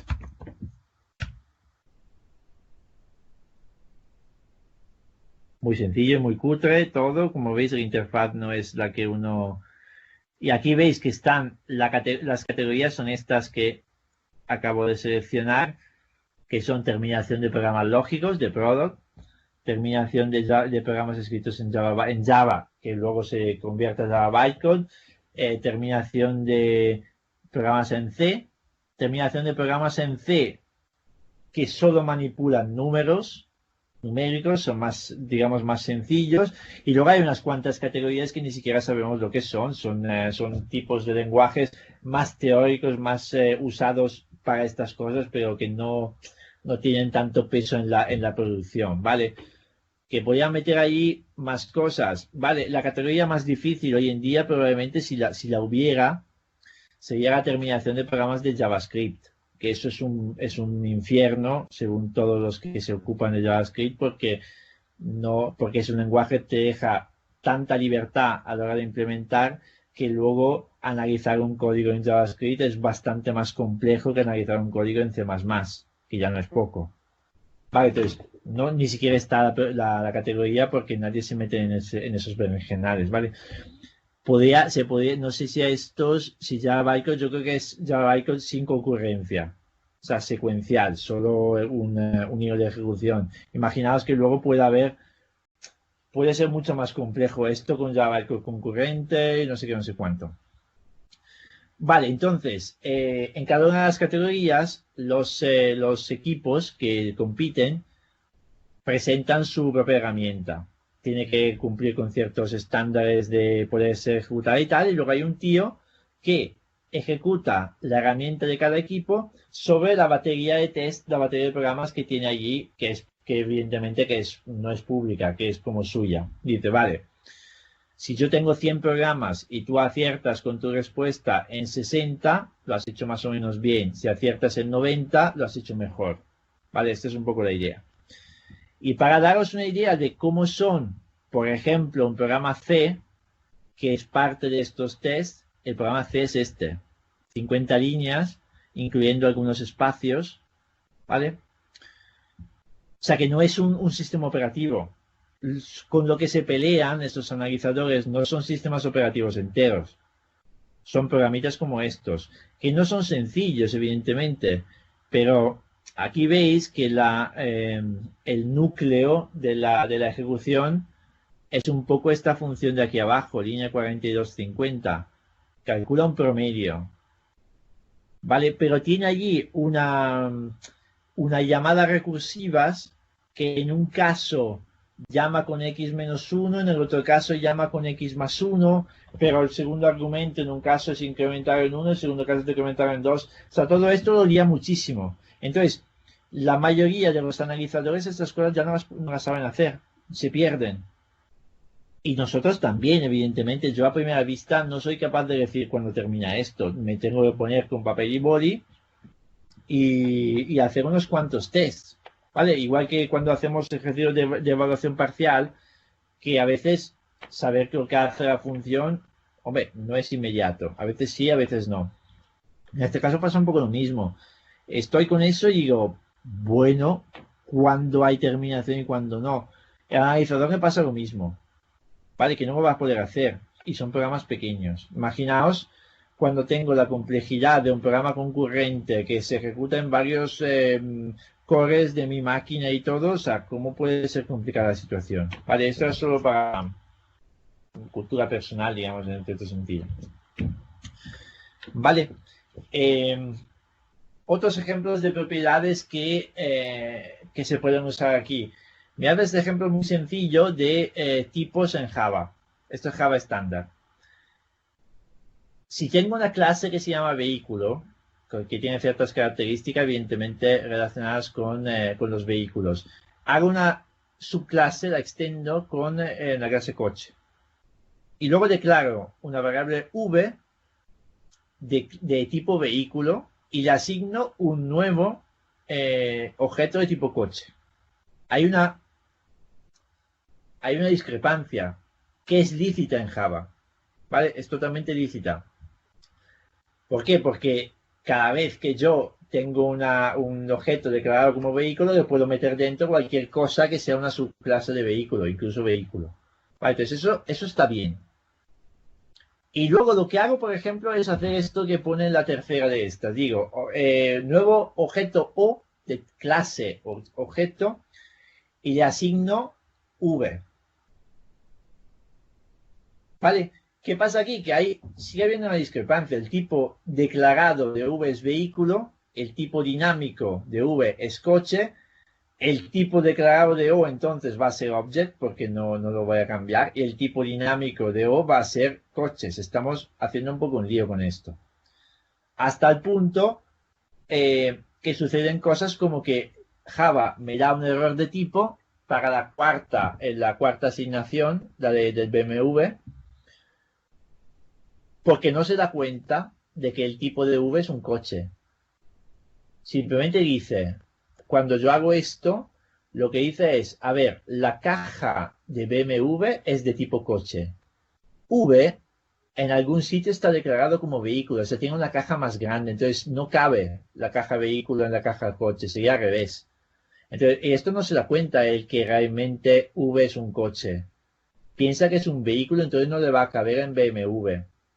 Vale, entonces, como veis, esto es un falso es un falso positivo. O sea, el compilador dice, no me gusta este programa, pero realmente es un programa que está perfectamente hecho. Lo que pasa es que si se metiera a ver todas estas cosas, el control de tipos sería mucho más complejo, probablemente no merecería la pena, digamos, todo el trabajo de hilar tan fino, y a lo mejor incluso al desarrollador no le gustaría eso. El desarrollador a lo mejor prefiere tal y como está Java ahora mismo. Pero veis que es un falso positivo, porque ahí no está pasando nada malo. Lo que pasa es que el control de tipos dice, yo no me fío. Te bloqueo la compilación porque esto no me gusta. Si yo quiero forzar a que esto funcione, pues lo pone ahí abajo. O sea, en lugar de asignarle V, asigno con el casting, con el cambio de tipo, y lo cambio a coche. Pero ahí también puede haber complicaciones, porque si V no es un coche, en ese momento, no me acuerdo si me da una excepción a tiempo de ejecución o no, pero alguna cosa sería. Entonces, tampoco es perfecto esto. ¿Vale? Entonces, esto es un ejemplo que creo más familiar para vosotros, en el que el entorno de desarrollo se cuida en salud. Te descarta un programa que en realidad es bueno.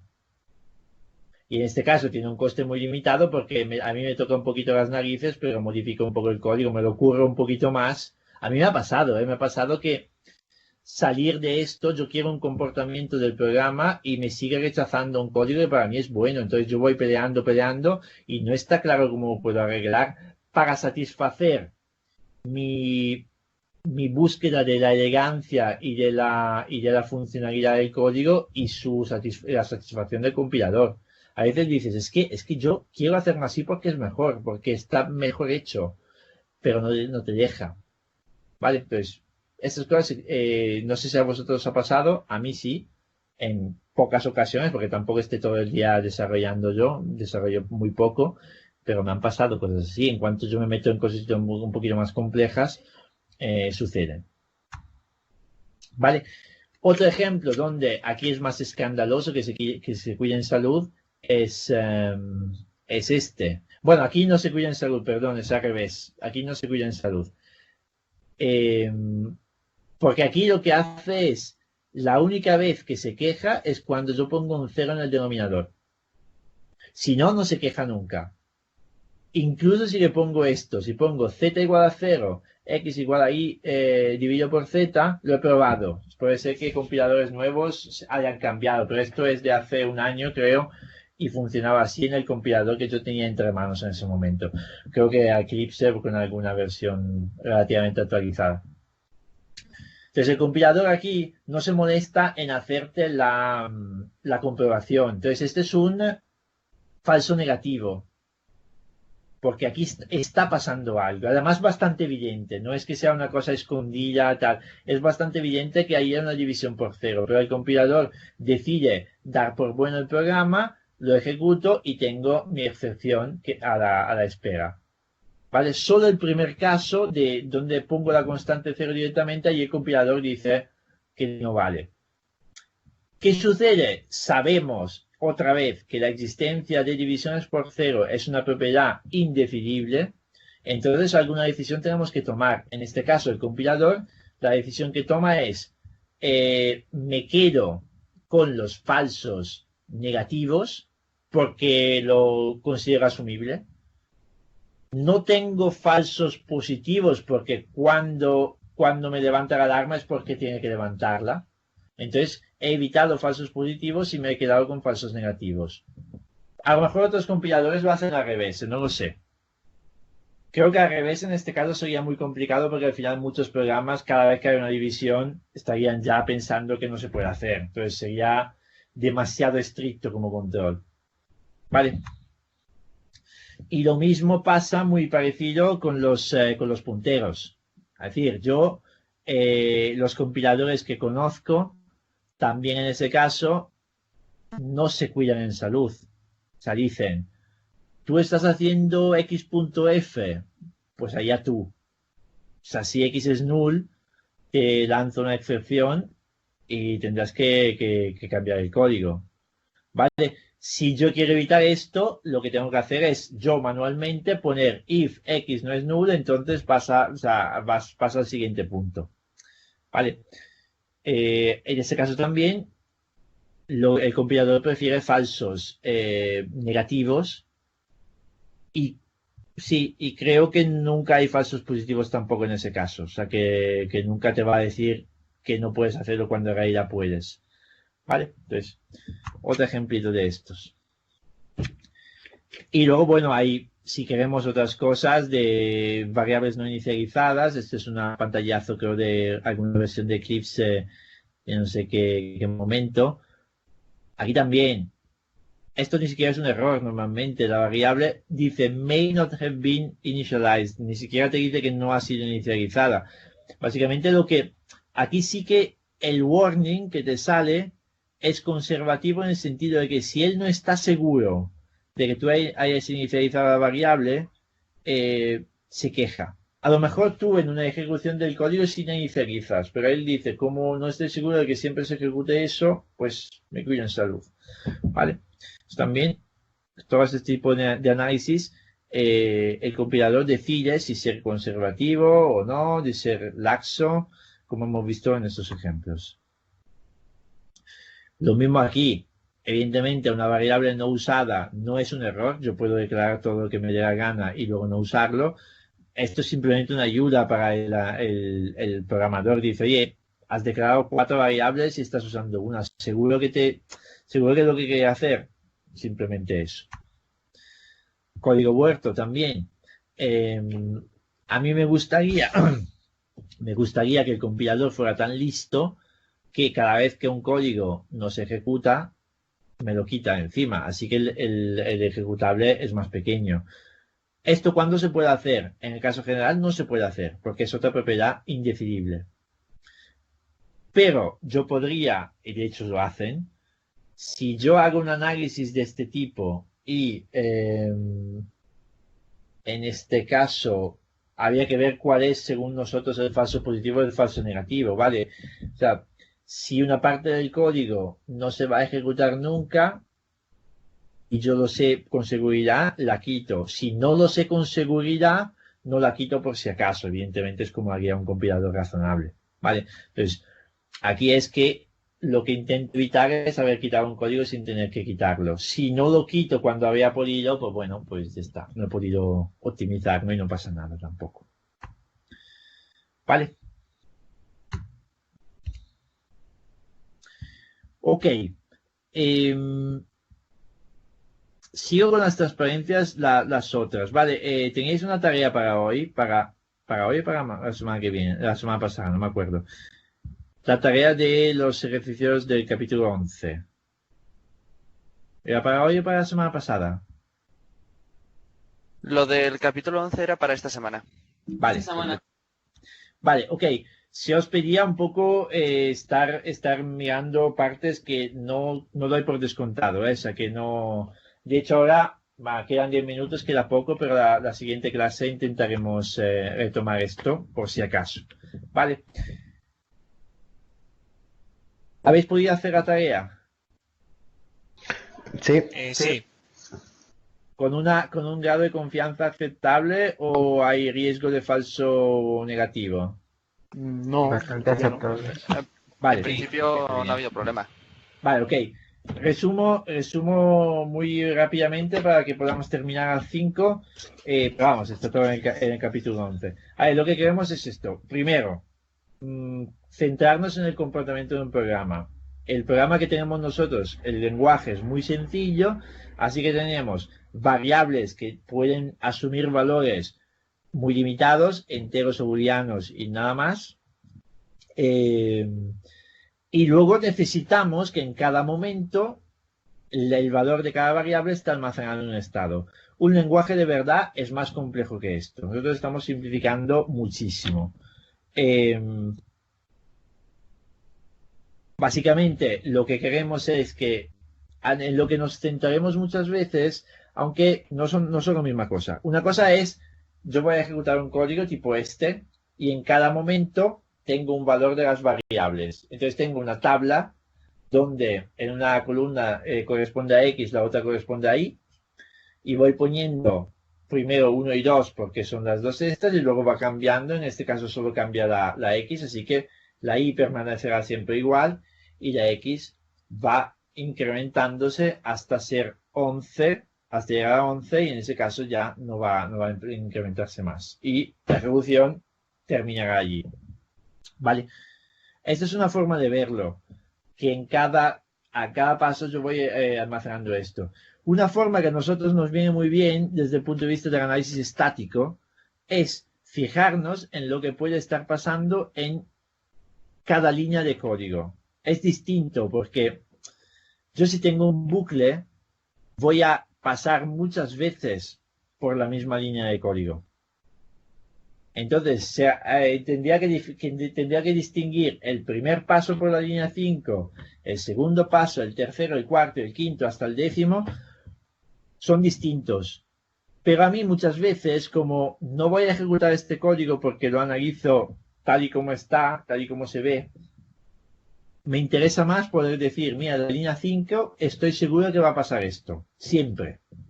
En la primera ejecución, la segunda y la décima. Vale, veremos lo que significa esto. Vale, entonces, semántica de las expresiones. Esto estoy hablando de la semántica estándar, entre comillas, el lenguaje. Podemos entender cómo funciona, y esto es una formalización de lo que ya sabemos, es decir, que no hay ninguna sorpresa aquí. Entonces, cuando tengo una constante numérica, su significado, dado el estado E mayúscula, es el número n, el número que está representado por la constante. Cuando tengo una variable, su significado depende de E, o sea, depende del valor que tiene en ese estado. O sea, yo siempre, cuando doy un significado a un programa o a un trocito de programa, siempre me baso en la situación actual. Es decir, la x no vale siempre igual, vale 2 en el estado E donde x vale 2 y vale 3 en el estado E' donde x vale 3. Entonces, E de x que pone allí quiere decir, voy a preguntarle a E, oye, dentro de ti, dentro de tu información, ¿cuánto vale x? Me dice 3, pues entonces devuelvo el 3. Y luego estas operaciones que parecen quizá unos bichos raros, pero son muy sencillas, dicen, por ejemplo, la segunda, la suma.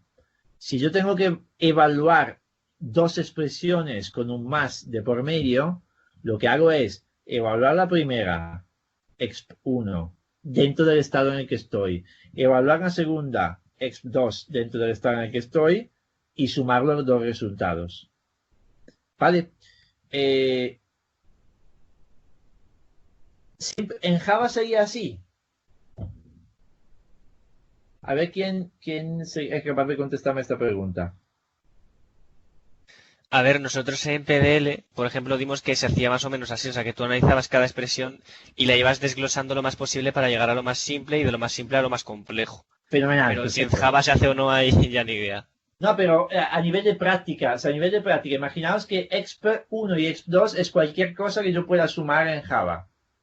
Imaginaos que eso es una expresión que luego la uso con un menor o igual a 0 o un mayor o igual a 0, lo pongo como condición de un if. ¿Vale? Considerando todo lo que puede ser una expresión en Java, todo lo que puedo poner allí, sería así, sería tan sencillo en un lenguaje como Java. ¿O pueden pasar más cosas? Sería más complejo porque tú que tienes bucles, tienes operaciones que puedes hacer una detrás de la otra. ¿Dónde tengo bucles? Estoy hablando de solo de esto. O sea, el código que tengo por delante es una expresión, definida como sea, más otra expresión, definida como sea. Aquí estoy diciendo que lo que tengo que hacer es evaluar las dos expresiones en el estado inicial y sumar el resultado al final. En Java es tan sencillo. O sea, dado que la expresión puede ser muy, muy gorda aquí también, aquí puede suponerme 1500 pasos, no pasa nada. Mientras las expresiones sean del mismo tipo, sí se pueden hacer operaciones entre ellas. Sí, totalmente. Eso es verdad. Pero, ¿hay alguna diferencia en cómo tengo que tratar esto? Yo creo que se trata porque hay una JVM de por medio y eso tiene que traducirlo al lenguaje máquina. Sí, vale, pero eso, a ver, si yo estoy analizando el código fuente de Java, esas son preguntas que digamos que me fío del compilador. Vale, me fío que haga que lo que me va a traducir siga cumpliendo con lo que quiero. A lo que me refiero es que en Java las expresiones pueden modificar el estado. O sea, por ejemplo, si yo llamo una API, llamo dos APIs. Dos métodos de APIs que hacen cosas muy complejas y luego sumo el resultado de las dos. Podría ser que estas dos APIs también me están cambiando los inputs. Entonces, no es verdad que puedo evaluar exp1 en el estado E y luego exp2 en el estado E. Tendría que hacer evaluar exp1 en el estado E, evaluar exp2 en el estado resultante de la ejecución de exp1, que podría ser no ser el mismo. Vale, No os preocupéis, era por si os sonaba de algo esto, pero tampoco quiero que nos metamos demasiado en eso. Si luego saco un ejemplo en algún momento, lo pongo, pero vamos, que no hay intención añadir más problemas. Y eso, lo mismo las demás operaciones son iguales. Booleanos, no hay mucha diferencia con nuestra intuición. Cuando pongo la constante true, la evalúo como 1, false la evalúo como 0, es un poco como C. C funciona prácticamente así. La negación, cuando tengo una expresión booleana, sea cual sea, que ya habré evaluado antes con bexp en el estado E. Entonces, cuando la niego, funciona así. Si el numerito de arriba es mayor que 0, paso a 0. Si es 0, paso a 1. ¿Vale? Esto es porque aquí pongo mayor que 0 en lugar de igual a 1, porque así me salen bien las operaciones de abajo. Las operaciones conjunción y disyunción me salen muy bien como sumas y productos.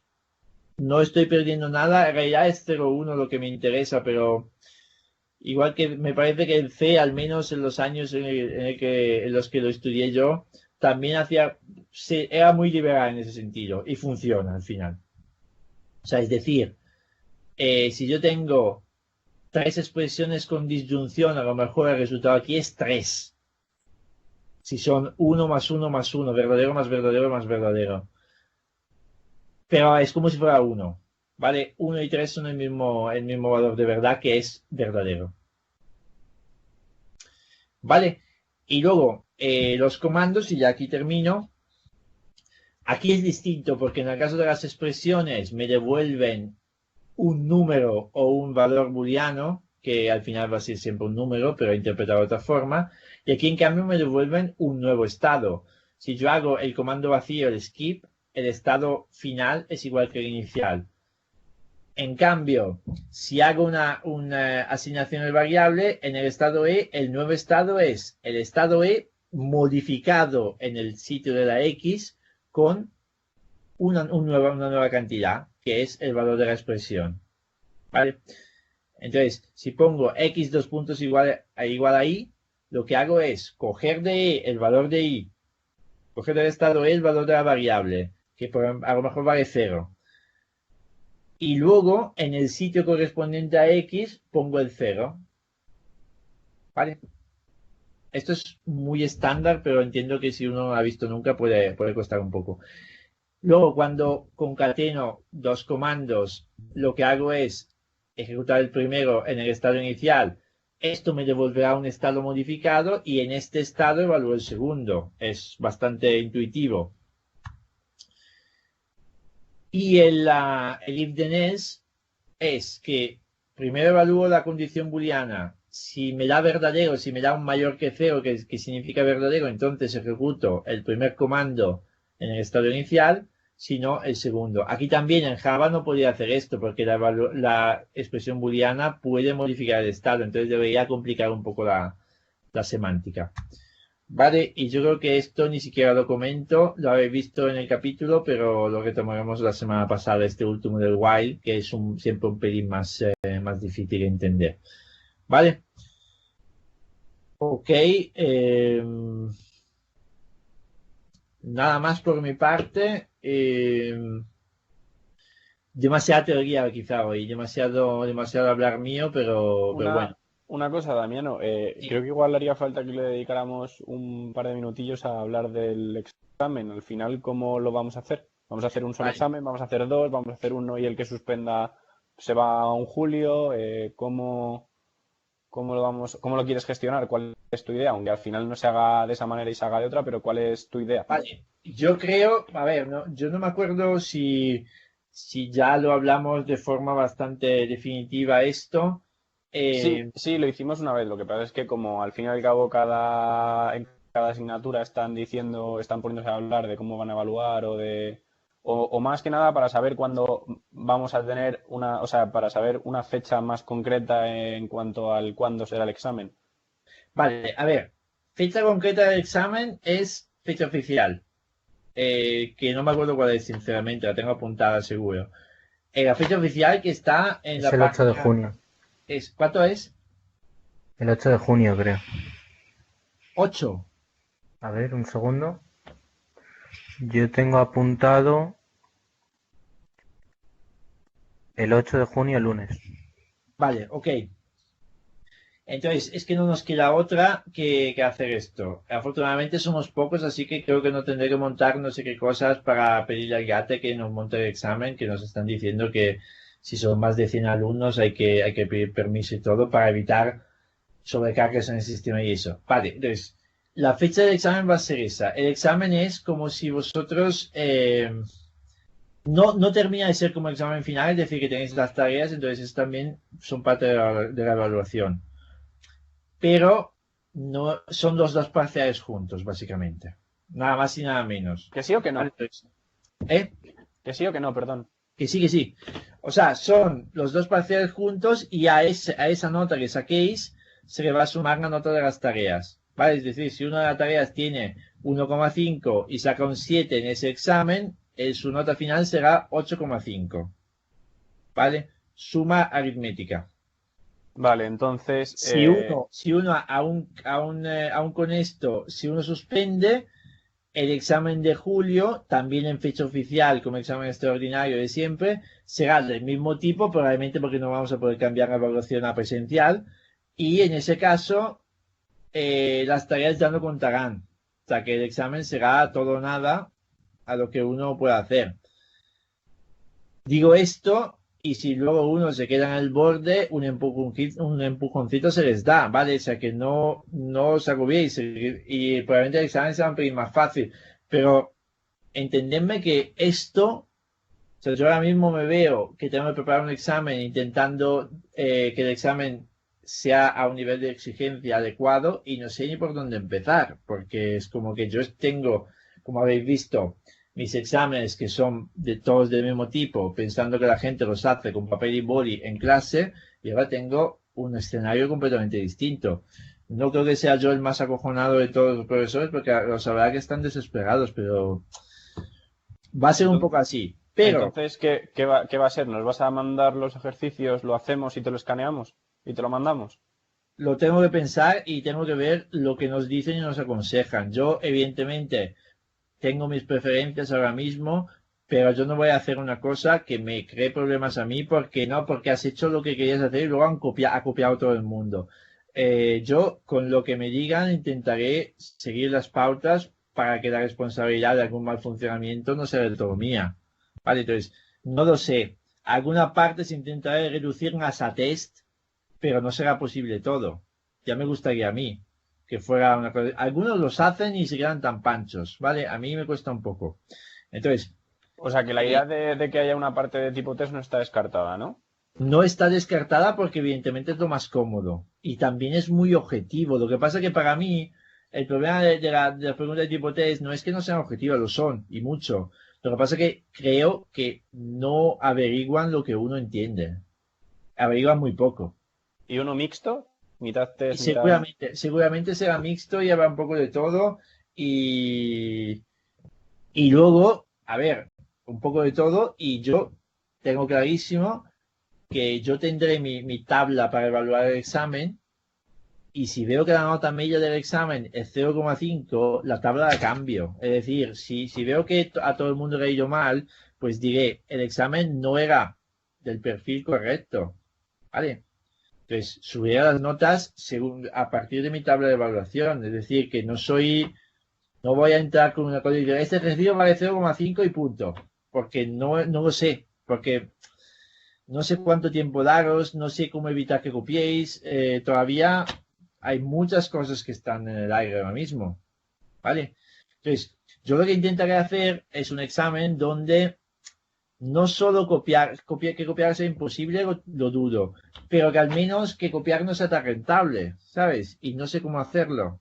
Que uno al final dice, pues casi mejor que lo haga yo solo. No sé cómo se hace. Y tampoco puedo preguntar a vosotros porque evidentemente no estáis para decirme estas cosas, pero esa es un poco la idea que tengo, de intentar buscar algo que sea así. Y seguramente en estas semanas me va a llegar mucho input tanto de jefatura de estudios y eso, y del GATE, de toda la gente que se ocupa de esto, básicamente toda España está ocupada, toda España educativa está ocupada con esto ahora mismo. De hecho, a mí me hace gracia que los estudiantes de TFGs y de TFM me escriben preocupados por la fecha de la defensa de TFG TFM y digo, si esto es lo último que preocupa a la gente, porque eso es una defensa, te lo montas por videoconferencia y ya se acabó. Los exámenes masivos son los que traen de cabeza a todo el mundo ahora mismo. Y no es un problema pequeño, ¿vale? Sin llegar a los excesos de la EBAU, que la gente está acojonada porque no se sabe cómo se va a evaluar eso. Y la gente se juega el acceso a la universidad con un examen donde las reglas del juego no están claras. Entonces, dentro de eso, nosotros lo tenemos más controlado. Después de, al final del todo, es una asignatura de 3 FTS sobre los 240 que estáis cursando. Es decir, que bueno, que es importante, pero entiendo que tenéis más. Imaginaos los que están en situación de EBAU, ahora mismo cómo tienen que estar. Entonces, hacemos lo que podemos. Si de verdad que si vosotros decís, a mí me gustaría eso, yo escucho vuestra sugerencia y veo si se puede hacer. No os voy a hacer caso si no puedo, pero si estoy entre dos cosas, no sé cuál hacer y vosotros me decís, yo prefiero la primera, os pongo la primera si yo no tengo una preferencia, ¿vale? Entonces, si queréis, lo podemos hablar más. Evidentemente, dentro de 2 semanas, yo tendré que tener claro el planteamiento para empezar a prepararme de verdad.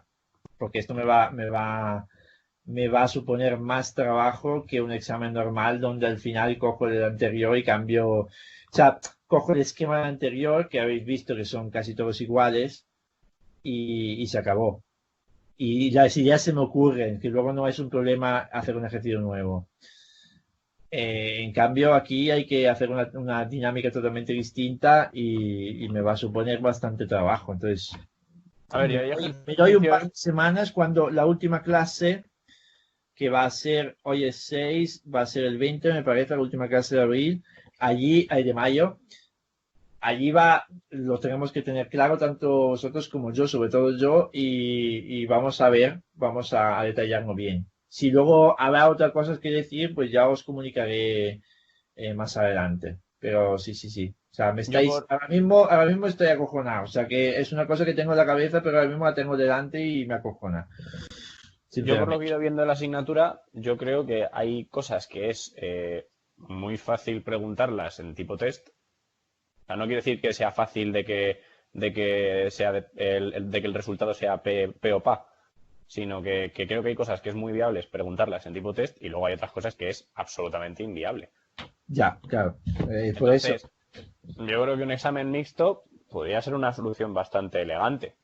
Seguramente que sí. La duda que tengo yo es cómo implementarlo en la realidad. Es decir, si yo, por ejemplo, ahora mismo estoy dando una clase de 2 horas, no me funciona algo, me entran mis niños y me preguntan una cosa, entra mi mujer que me dice que está hasta los huevos, como habéis oído, del bebé. No pasa nada. Pero en un examen las cosas tienen que funcionar bien. Eso es la diferencia. Entonces, claro, un examen mixto hay que ver en qué plataforma implemento esto para que no se desmorone. Entonces, podríamos hacerlo por separado, en plan, el mismo día, o sea, el mismo día que hacemos el test, no hacer el ejercicio resuelto. Vale, voy a pensar un poco estas cosas. Si queréis, vamos a hacer una cosa. El miércoles que viene también le damos otra vuelta. Yo intentaré como aclararme un poco y luego dentro de 2 miércoles ya hablaremos en plan, oye, hemos decidido que lo hacemos así. Vale, lo que a mí me interesa es que no hay ningún contenido distinto, es decir, que a lo mejor, claro, a lo mejor ciertos ejercicios clásicos no os los pongo, tipo, estoy hablando así, por decir, que si quito el de la máquina de Turing, vale, lo sustituiré con otra cosa, pero aún así tenéis que saber hacer la máquina de Turing, o sea, eso no cambia, ¿vale? En ese sentido, quedaos tranquilos que no va a haber cosas nuevas que yo pilla. Evidentemente, con los contenidos de la asignatura basta y sobra. ¿Cómo ya se hará? Pues eso intentaré ver dentro de 2 semanas daros pautas y luego siempre habrá un efecto sorpresa. Es decir, que yo no os voy a decir exactamente todo porque si no, llegar a este punto os paso el enunciado y ya está. Pero un poco ver esto, ¿vale? Vale, genial. Pues nada, hasta el miércoles que viene y siempre si queréis algo me lo decís, me mandáis un mensaje, ¿ok? Genial. Un saludo. Bueno, chao. Ok, Damián, adiós, gracias. Gracias, Damián. Hasta luego. Muchas gracias, Damián. Hasta luego. Hasta luego.